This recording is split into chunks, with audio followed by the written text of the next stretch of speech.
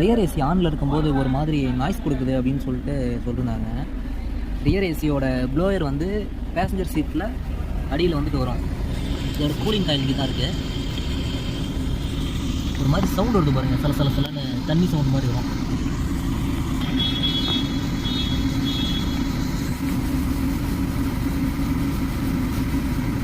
Rear ஏசியோட drain hose இது தான். ஏசிலேருந்து drain ஆகிற வாட்டர் இது வழியாக தான் வெளியே வரும். இதில் பாருங்கள்,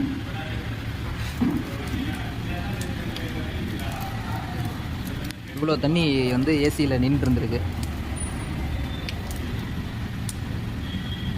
டஸ்ட் அடித்தா அப்படின்னா இந்த ஹோல்ஸ் வந்துட்டு பிளாக் ஆகிடும். இது ஃபுல்லாக கட் பண்ணி விட்டுடலாம். ஆனால் வந்து கீழேருந்து வந்துட்டு கீழ் வழியாக டஸ்ட்டு தண்ணி இல்லை பூச்சி இந்த மாதிரி இது வழியாக உள்ளே போகக்கூடாது அப்படின்னு இது போல் கொடுத்துருக்காங்க ரப்பர் போட்டு. ட்ரெயின் ஹோஸில் இந்த மாதிரி சின்னதாக ஹோல்ஸ் இருக்க மாதிரி கட் பண்ணி விட்டால் நமக்கு இது போல் ப்ராப்ளம் வராது.